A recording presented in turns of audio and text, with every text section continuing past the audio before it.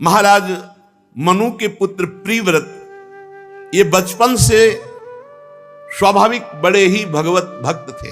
स्वाभाविक, जैसे बचपन में बच्चों की स्वभाव की प्रवृत्ति होती, खेल खिलौनों में, खाने पीने में, लेकिन इनकी प्रवृत्ति स्वाभाविक उदासीन, हर समय भगवान में। और श्री नारद जी की चरण सेवा से इनको परमात्म तत्व का बोध हो गया था। इन्होंने निरंतर ब्रह्माभ्यास किया और जीते जी जीवन मुक्त हो गए। अभी यौवन अवस्था में प्रवेश हुआ जीवन मुक्त महापुरुष। स्वयंभू मनु जी ने बड़े पुत्र जानकर इनको आज्ञा करी, क्योंकि इनमें सब श्रेष्ठ गुण विराजमान थे। जो भगवान में चित्त जोड़ता है उसे ब्रह्मबोध भी हो जाता है और सब दैवी संपदा उसको घेर लेती, सब सद्गुण आ जाते हैं। ये लिखा ही नहीं, ये जीवन में है। अगर आप भजन करोगे तो खुद देख लोगे, लोक परलोक में सब जगह सुखी रहोगे, सारे सद्गुण आप में आकर विराजमान हो जाएंगे और भगवान श्री कृष्ण आपकी रक्षा करेंगे, बाहर और भीतर दोनों जगह। आज्ञा करी महाराज मनु ने कि तुम चक्रवर्ती आदि सम्राट पद पर विराजमान हो। लेकिन चित्तवृत्ति भगवान श्री कृष्ण में निरंतर लगने के कारण अरुचि थी, राज्य से अरुचि थी, सम्राट पद से। अतः पिता की आज्ञा किसी प्रकार उल्लंघन करने योग्य ना होने पर भी इनकी रुचि बिल्कुल राज्य में, भोगों में। विचार किया कि आत्मस्वरूप में ये स्त्री पुत्र आदि असत प्रपंच आच्छादन कर देगा, हमारे परमार्थ तत्व का ये विस्मरण कराने वाले हैं, इसलिए स्वीकार नहीं किया। तभी उत्तानपाद राजा बनाए। नहीं, बड़े पुत्र थे प्रिव्रत, उत्तानपाद राजा बनाए गए। भगवान ब्रह्मा जी ने देखा कि ये तो महाराज मनु की आज्ञा का उल्लंघन करके अपने आत्मस्वरूप में स्थित है, तो ब्रह्मा जी की बुद्धि सदैव प्रपंच विस्तार में लगी रहती है, क्योंकि उनको आज्ञा है भगवान की।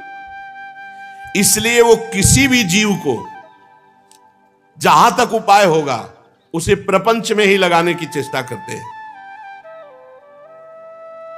प्रिव्रत की जब ऐसी उत्तम वृत्ति देखी, निरंतर भगवान में स्थिति, तो चारों वेद मूर्तिमान मरीच आदि ब्रह्म ऋषि और सब पार्षदों के साथ हंस पर आरूढ़ होकर ब्रह्मा जी वहां पहुंचे जहां प्रिव्रत महाराज निरंतर भगवान की स्मृति में राज्य को अस्वीकार करके विराजमान है। कैसा सुख है भगवान की स्मृति में कि आदि सम्राट पद चक्रवर्ती उसको छोड़ करके भजन में, और यहां भजन करते हुए चंद रुपए, चंद भोग, चंद पद प्रतिष्ठा के लिए भजन छोड़ देते हैं। क्या भजन का स्वाद मिला, क्या भजन का महत्व समझा। भजन चक्रवर्ती सम्राट आदि सम्राट पद उसको भी त्याग दिया। ब्रह्मा जी वहां पहुंचे। आकाश मार्ग से ब्रह्मा जी जा रहे हैं, ये देखकर देवराज इंद्र आदि सब ब्रह्मा जी का पूजन, प्रधान प्रधान देवता, सिद्ध गंधर्व साध्य चारण मुनिजन सब ब्रह्मा जी का स्तवन, क्योंकि ब्रह्मा जी सृष्टि के सबसे बड़े पद पे विराजमान, परमेष्ठी पद पे। जगह जगह ब्रह्मा जी का सम्मान हुआ। अब वो प्रिव्रत के पास पहुंचे और प्रिव्रत उस समय नारद जी के साथ, अपने गुरुदेव नारद जी के साथ आत्मविद्या का ही मनन कर रहे थे। ब्रह्मा जी जो ही पहुंचे, उनके वाहन को देखकर देवर्षि नारद जी खड़े हो गए। हमारे पिता ब्रह्मा जी पधारे। स्वयंभू मनु प्रिव्रत सब ब्रह्मा जी का सम्मान किया, अर्घ बंदन आदि।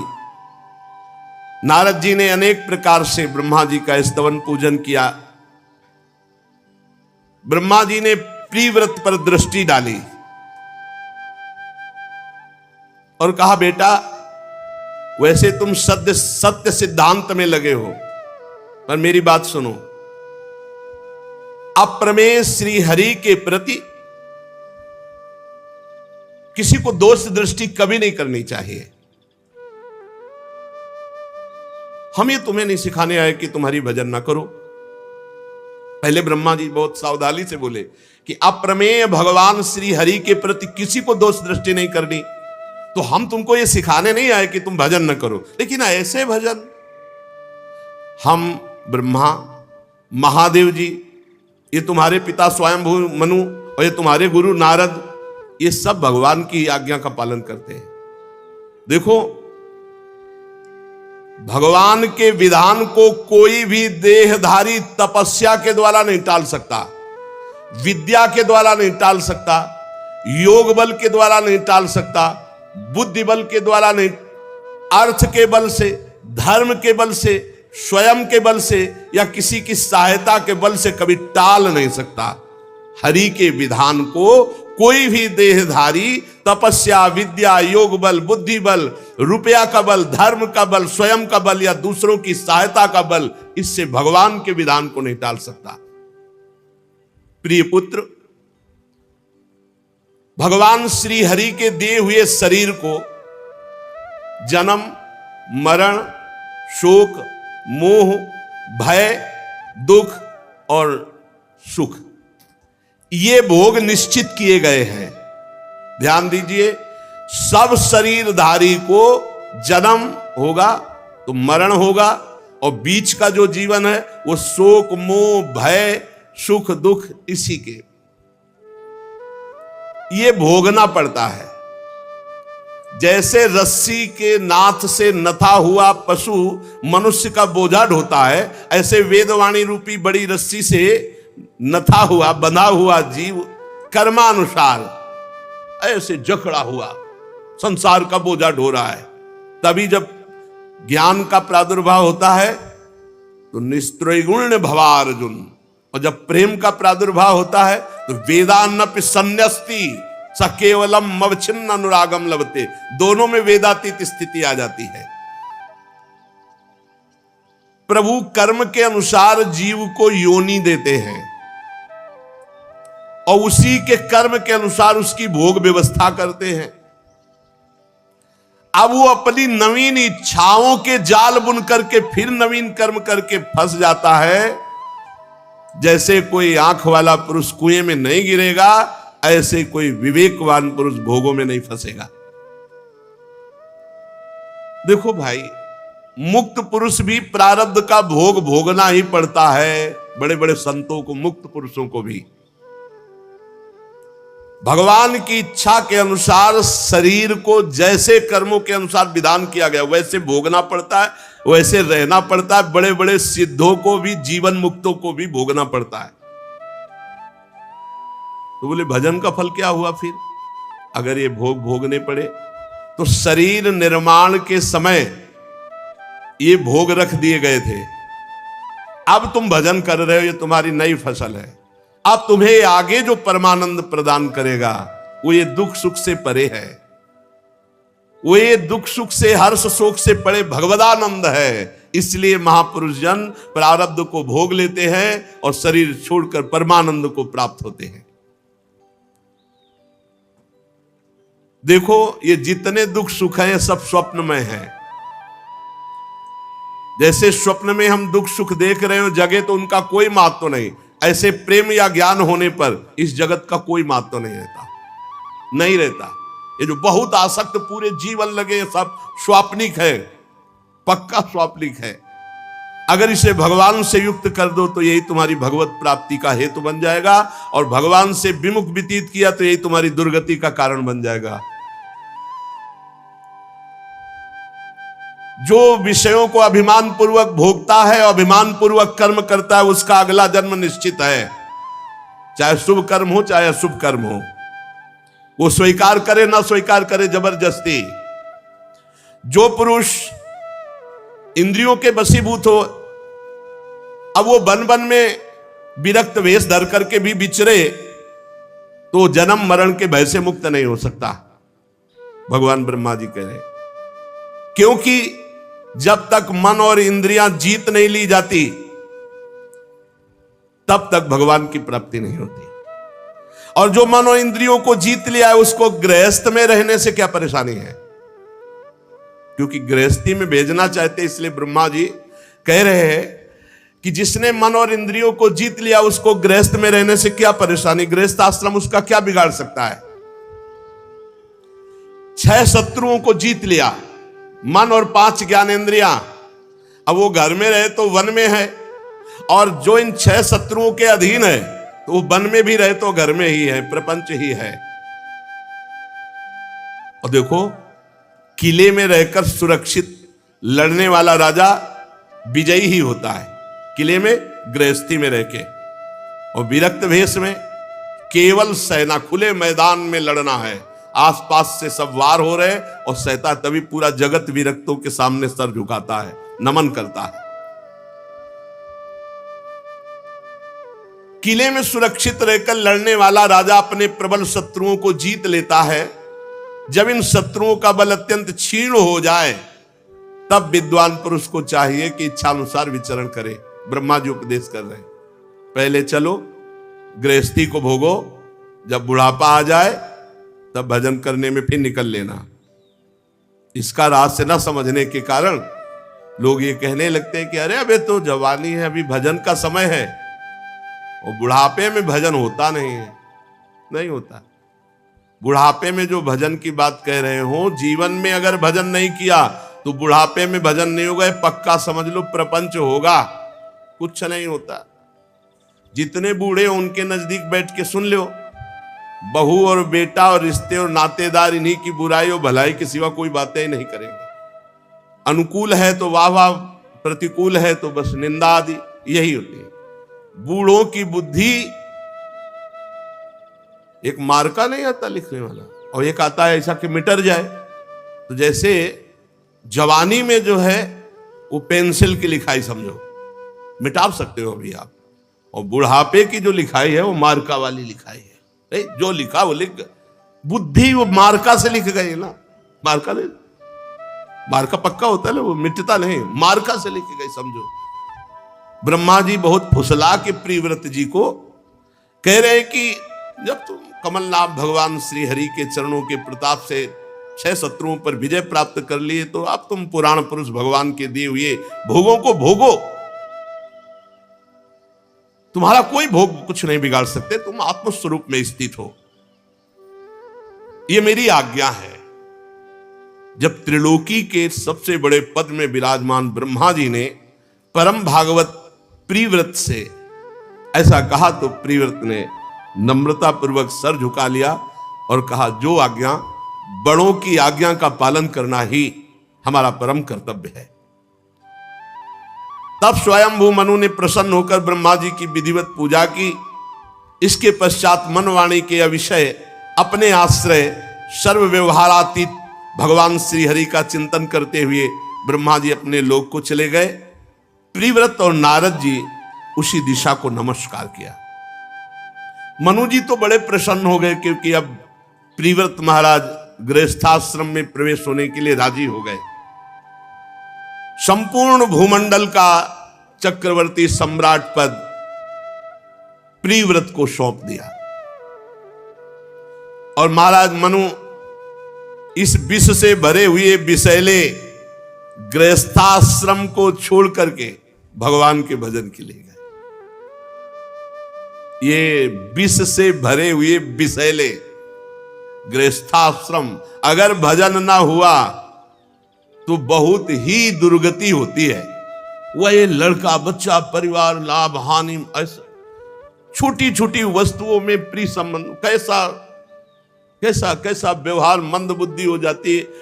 ये गृहस्थाश्रम विषय विष से भरा हुआ है। अगर भगवान का भजन नहीं हुआ तो जीवन पूरा का पूरा व्यर्थ चला जाता है, पूरा का पूरा। संपूर्ण जगत बंधन से छुड़ाने में अत्यंत समर्थ हैं भगवान। सबसे बड़ी बात उसी की होती जो भजन कर ले, नहीं तो भजन नहीं तो फिर जीवन व्यर्थ। संपूर्ण जगत को बंधन से छुड़ाने में अत्यंत समर्थ है एकमात्र भगवान, और जो भगवान का निरंतर भजन करता है उसके रागमल का नाश हो जाता है। रागमल नष्ट हुआ तो द्वेष है नहीं, राग से ही द्वेष है। प्रजापति विश्वकर्मा की पुत्री बरहिस्मति से विवाह हुआ महाराज प्रिव्रत का। वो अपने स्वरूप में स्थित रहते हुए 10 पुत्र प्रकट किए, स्वरूप में स्थित रहते हुए। ये बात है, हम सब ब्रह्म ज्ञानियों की ही संतान हैं। देखो, जब गोत्रों को देखो तो कोई ब्रह्म ऋषि ही होगा।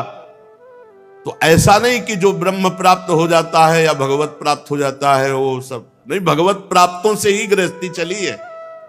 ये जो गृहस्थी हुई है ये भगवत प्राप्तों से ही हुई। सब भगवत प्राप्त महात्मा हमारे गोत्र के जो अधिष्ठात्र है, जैसे पूछा है तुम्हारा गोत्र क्या, तो बोले भरद्वाज गोत्र, याज्ञवल्क्य गोत्र, ये सब ब्रह्म ऋषि भगवत प्राप्त।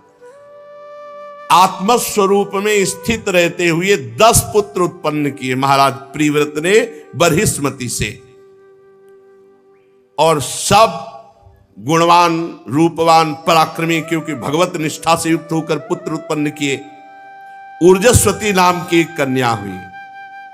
जो पुत्र हुए आग्नेद्र, इद्मजीव, यज्ञबाहु, महावीर, हिरण्यरेता, घृत, पृष्ठ, सवन, मेधा, तिथि, वीतिहोत्र और कवि, ये सब अग्निस्वरूप, ये भगवान अग्नि के भी नाम हैं और ये सब अग्निस्वरूप हैं। इनमें कवि, महावीर और सवन, ये 3 नैष्ठिक ब्रह्मचारी आजीवन ब्रह्मचर्य रहकर भगवान के भजन में निमग्न। ये बाल्यावस्था से आजीवन ब्रह्मचारी, आत्मविद्या विशारद और संन्यास धर्म के पथिक हुए कवि जी, महावीर और सवन। इन निवृत्ति परायण महर्षियों ने संन्यासाश्रम में रहते हुए समस्त जीवों के अधिष्ठान और भवबंधन से डरे हुए लोगों को आश्रय देने वाले भगवान श्री हरि के चरणारविंद के निरंतर चिंतन में जीवन लगा दिया, और कुछ ही समय में भगवत प्राप्त अखंड बोध, इनका हृदय बड़ा ही परम विशुद्ध, और इन्होंने भगवान का साक्षात दर्शन प्राप्त किया। फिर एक ही भाव को प्राप्त हो गए। ये खास बात होती है। मम दर्शन फल परम अनुपा, जीव पाव निज सहज स्वरूपा। एक ही भाव, सोई जाने जेहि देहु जनाई, और जानत तुम्हें हो जाई। जहां भगवान का साक्षात्कार हुआ तो प्रत्यगात्मा आत्मभूत एक ही भाव को प्राप्त हो गए, अर्थात अभेद स्थिति। महाराज प्रिव्रत की दूसरी भार्या से उत्तम, तामस, रैवत, ये 3 पुत्र हुए, जो ये अपने मनवंतरों के अधिपति हुए। इस प्रकार कवि, महावीर और सवन, ये 3 पुत्रों के निवृत्ति परायण हो जाने के बाद प्रिव्रत जी ने 11 अर्बुद वर्षों तक स्वस्थ और जवान रह करके पृथ्वी का शासन किया। 11 अर्बुद वर्षों तक।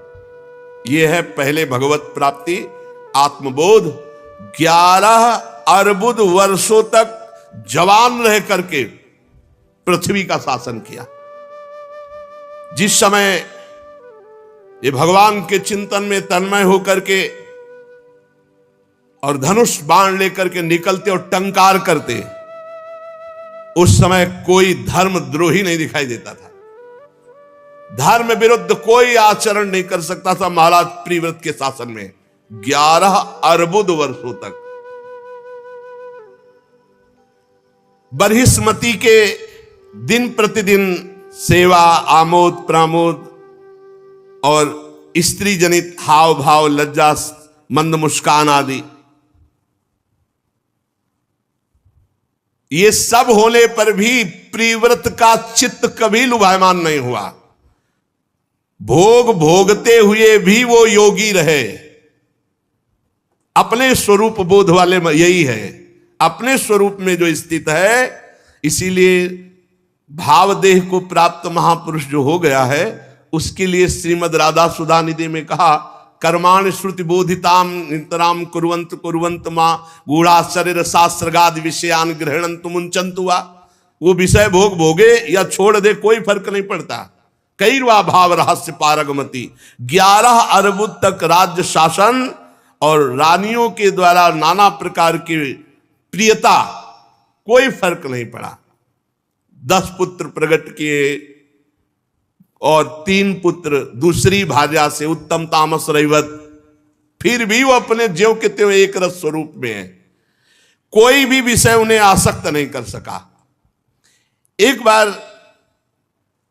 इन्होंने भगवान सूर्य को देखा, सुमेरु पर्वत की परिक्रमा करते हैं। लोकालोक पर्यंत पृथ्वी के जितने भागों में ये प्रकाश करते हैं उतने ही भाग में अंधकार पीछे होता है सुमेरु पर्वत के कारण।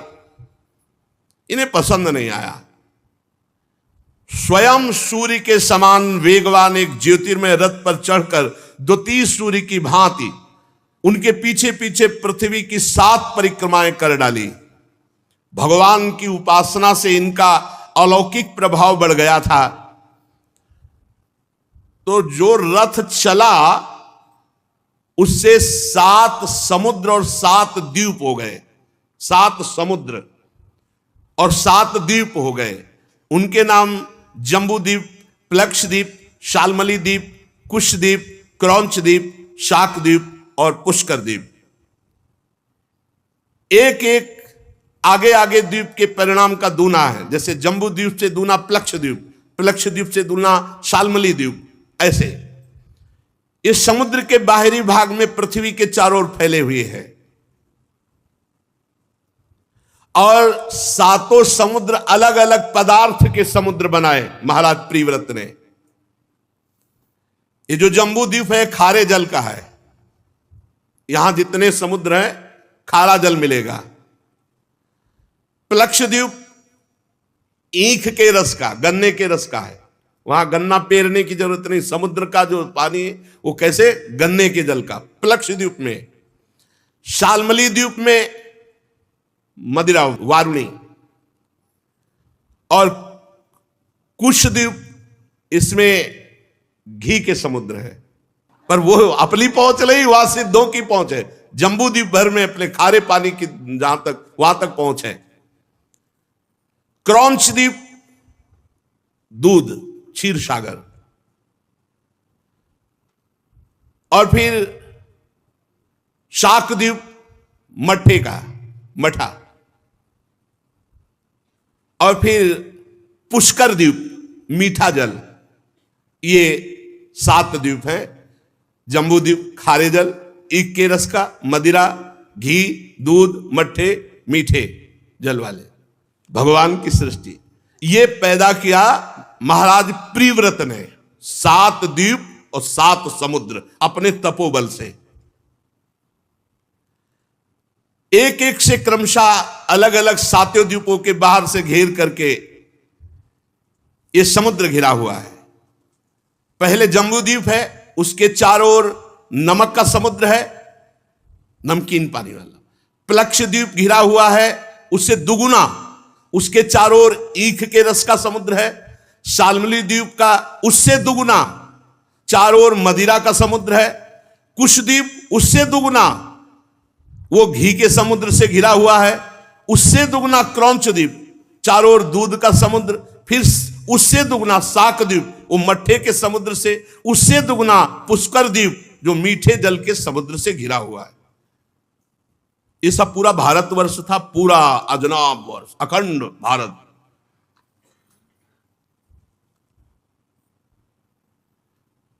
बरिष्मति पति महाराज प्रियव्रत ने अपने अनुगत पुत्र आग्नेद्र, इद्मजीव, यज्ञबाव, हिरण्यरेता, घृत पृष्ठ, मेधातिथि, वीत्रहोत्र को क्रमशः, 3 तो बाल ब्रह्मचारी सन्यासी हो गए थे, 10 में 7 बचे, तो 7 को एक एक द्वीप का राजा बना दिया।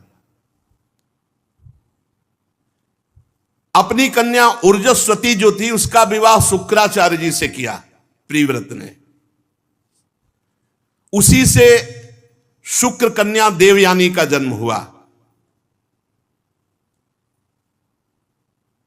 परम पवित्र शुक्राचार्य की पुत्री देवयानी। और देवयानी का जो विवाह हुआ महाराज ययाति से, विवाह हुआ महाराज ययाति से। उसका कारण हुआ साप। बृहस्पति पुत्र जो कच्छ जी थे, कच्छ, देवताओं ने जब देखा कि किसी भी दैत्य को मार दे तो वो संजीवनी विद्या से जीवित कर देते थे शुक्राचार्य जी। तो देवताओं के पास ये विद्या थी नहीं, तो गुरुपुत्र से प्रार्थना की कि आप हम सब देवताओं, तो उनका पता है अगर हम जाएंगे तो चटनी बना करके दैत्य खा जाएंगे। जब पता चलेगा संजीवनी सीखने आए शुक्राचार्य जी से तो चाट जाएंगे दैत्य लोग। तो उनका हम सबके लिए आप हमारे गुरुपुत्र हैं, आप ऐसा कीजिए। तो उन्होंने अपने प्राणों की बाजी लगा करके गुप्त रूप से अवसर निकाला और शुक्राचार्य जी के पास गए और चरणों में प्रणाम किया और कहा, महाराज मैं आपको गुरु रूप से वरण करता हूं, आप हमें विद्या प्रदान करें, उनका परिचय दीजिए। बताया बृहस्पति पुत्र, तो उनका अधिकारी हो आप, भगवान बृहस्पति के पुत्र हो और ये विद्या देवताओं के जीवन दान के लिए तुम लेने आए हो, तो अधिकारी होने के कारण हम दे तो देंगे, लेकिन जिस दिन दैत्यों को पता चलेगा उस दिन तुम्हें मार डालेंगे। तो उनका, भगवान अब हम आपकी शरण में हैं और आपसे विद्या लेने आए हैं और विद्या लेके ही जाएंगे, आप हमें केवल स्वीकृति दे। तो उनका, ठीक है, पर हमारी लाडली पुत्री देवयानी है, तुम इसको प्रसन्न कर लो तो संजीवनी हम तुम्हें दे देंगे। अब वो देवयानी जी अभी यौवन अवस्था में पदार्पण हुआ था, तो जो जो सेवा के लिए आज्ञा करती, पुष्प लाना, ये जो भी, जैसे वो हाथ जोड़े खड़े रहते, देव गुरु बृहस्पति के पुत्र, तो देवयानी जी की वृत्ति उनको अपने प्रीतम रूप में मान लिया और वो अपनी गुरु पुत्री को गुरु जी के समान पूजते। देवयानी के भाव का उनको पता नहीं लगा। इतने में गुप्तचरों ने बताया कि बृहस्पति पुत्र कच्छ संजीवनी विद्या लेने के लिए आए हुए हैं और देवयानी की सेवा में हैं और बहुत प्रसन्न है शुक्राचार्य जी, और संजीवनी किसी दिन दे ही देंगे क्योंकि वो देवयानी को रिझा चुके हैं। पूरा गुप्तचरों ने, दैत्यों ने विचार किया कि अगर संजीवनी विद्या चली गई तो फिर रह क्या गया। तो उन्होंने कहा कि अब कच्छ किसी सेवा से बाहर निकले बस मार डाला जाए। तो जैसे देवयानी जी प्रातःकालीन भगवत पूजा सेवा के लिए पुष्प पल्लव आदि तो निकले किसी कार्य हेतु, दैत्य लगे हुए थे, काट के फेंक दिया। जब विलंब हुआ तो देवयानी जी ने शुक्राचार्य जी से कहा कि उनको तो काट के फेंक दिया गया। शुक्राचार्य जी ने ध्यान में देखा और कहा, अब तुम उनकी चिंता ना करो, छोड़ो। अब देवयानी जी ने कहा, मैं उनके बिना नहीं जी सकती, आप जरूर कच्छ को जीवित कीजिए। तो जे भी संजीवनी विद्या को उच्चारण किया तो जो इधर उधर मांस के टुकड़े सब पशु पक्षी भी खा गए थे, सबके पेट फटे और एकत्रित हुए, हाथ जोड़कर खड़े हो गए कच्छ। ये संजीवनी विद्या का चमत्कार। फिर दैत्यों को सूचना लगी कि कच्छ को तो संजीवनी विद्या से जीवित कर दिया। बोले इस बार हम ऐसा करेंगे, कच्छ किसी सेवा के लिए बाहर निकले तो मार दिया। फिर भूंज दिया, फिर भूंज के जो गुरु जी का पेय पदार्थ था उस पेय पदार्थ में राख मिला दी कच्छ की, और गुरु जी अपने मस्ती में पी गए। अब इसके बाद देवयानी ने कहा कि बहुत समय हो गया, कच्छ नहीं आए। तो शुक्राचार्य जी ने ध्यान में देखा कि उन्होंने कहा अब कच्छ नहीं आएंगे। बोले क्यों? बोले कच्छ को तो ऐसे ऐसे करके हमको पिला दिया गया, वो हमारे पेट में, हम संजीवनी तो पेट फाड़ के निकल पड़ेगा, हम मर जाएंगे। देवयानी ने कहा हम तो नहीं रह सकते कच्छ के बिना, आपको कच्छ को जीवित करना होगा। तो उनका, फिर संजीवनी विद्या तुम सीखो, जब हमारा पेट फटे तो संजीवनी विद्या का प्रयोग कर देना, हम जीवित हो जाएंगे। पूरा विधान बनाया भाई बेटी के लिए। जे ही संजीवनी विद्या का उच्चारण किया, शुक्राचार्य जी का जैसे बम से नहीं पेट फट जाए, एकदम पूरा चिथड़ा उड़ जाए, चिथड़ा उड़ गए, फाड़ करके नस लात नाड़ियों से। देवयानी जी ने संजीवनी विद्या का प्रयोग करके शुक्राचार्य जी को जीवित किया। शुक्राचार्य जी ने कहा जल्दी संजीवनी विद्या लो और जाओ यहां से, अब की बार तो हमको पिलाया गया, कहीं हमारी बेटी को ना पिला दिया जाए, तो इसलिए जल्दी करो। अब उनको संजीवनी विद्या सांगोपांग सिखाई, सांगोपांग संजीवनी विद्या, और कहा, तो उन्होंने कहा गुरुदेव गुरु दक्षिणा देने का प्राविधान है, शिष्य का मंत्र तभी सफल होता है जब वो सम्यक रूप से गुरु को संतुष्ट कर दे। आप आज्ञा कीजिए मैं आपको गुरु दक्षिणा में क्या प्रदान करूं। तो उनका हमारी बेटी को जो पसंद हो उसे दे दो। नजदीक गए और कहा गुरुदेव ने कहा है आपको जो पसंद हो आप बोलिए, मैं आपको लाकर क्या दे दूं। मैं देवगुरु बृहस्पति का पुत्र हूं और आपकी सेवा में रहा हूं, आप बोले। तो उनका मुझे तुम पसंद हो, मैं तुम्हें स्वीकार करती हूं, तुम केवल मुझे उनका नहीं, आज तक मैंने बहन और पूज्य से युक्त बुद्धि से देखा है, हमने कभी इस भाव से आपको नहीं देखा, इसलिए मैं कभी स्वीकार नहीं कर सकता। आप हमारी गुरु पुत्री हो, आप गुरु के समान पूज्य हो और मेरी बहन हो, मैं कभी ऐसा नहीं देख सकता। तो उनका मेरी बात को स्वीकार करो, नहीं तुम्हारा पूरा जीवन व्यर्थ हो जाएगा, क्योंकि संजीवनी के लिए मैंने क्या क्या तुम्हारे लिए किया और वो संजीवनी अब तुम्हें प्राप्त है। अब मेरी बात को उन्होंने कहा आखिरी बात, तुम मेरी गुरु के समान पूज्य हो और मेरी बहन हो, मैं कभी तुम्हारे प्रति ऐसी दृष्टि ना की है ना कर सकता हूं। तो उनका मैं शाप देती हूं तुम्हारी संजीवनी विद्या व्यर्थ हो जाए, विस्मृत हो जाए। बहुत गुस्सा आया कच्छ को कि आज तक मैं सेवकाई करता रहा, कभी कोई त्रुटि नहीं किया, केवल देवताओं के लिए संजीवनी विद्या के लिए, और आपने उस विद्या को व्यर्थ कर दिया जिसके लिए मैंने अपने प्राणों की बाजी लगा ली। मेरा क्या अपराध, ये तो तुम्हारी वासना है, तुम्हारी भावना है। जाओ मैं साफ देता हूं, तुम्हें कभी कोई ब्रह्म ऋषि स्वीकार ही नहीं करेगा। तो फिर वही देवयानी, आगे प्रसंग आएगा इसी में, महाराज ययाति को मिलती है कुएं में और वो हाथ पकड़कर ऊपर उठाते हैं। तो उस शुक कन्या देवयानी का जन्म हुआ, ऊर्जस्वती का जो विवाह शुक्राचार्य जी से हुआ था। राजन, जिन्होंने भगवान श्री हरि के चरणों का आश्रय ले लिया है और निरंतर भजन करते हैं, उनको भूख प्यास शोक मोह जरा मृत्यु ये 6 कभी परास्त नहीं कर सकते। जिन्होंने भगवान का आश्रय लिया है, निरंतर नाम जप करते हैं, उन्हें भूख प्यास शोक मोह जरा मृत्यु ये 6 परास्त नहीं कर सकते। मन और 5 ज्ञानेंद्रियां ये 6 कभी उसे परास्त नहीं कर सकते। ये 6 भूख प्यास शोक मोह जरा मृत्यु और 5 ज्ञानेंद्रियां और 1 मन, ये 6 कभी उसे परास्त नहीं कर सकते। जो भगवान का भक्त है वो सब कुछ करने में समर्थ है। वर्ण बहिष्कृत चांडाल आदि नीच योनि का पुरुष यदि वो भगवान के नाम का उच्चारण कर ले तो परम पद का अधिकारी हो जाता है।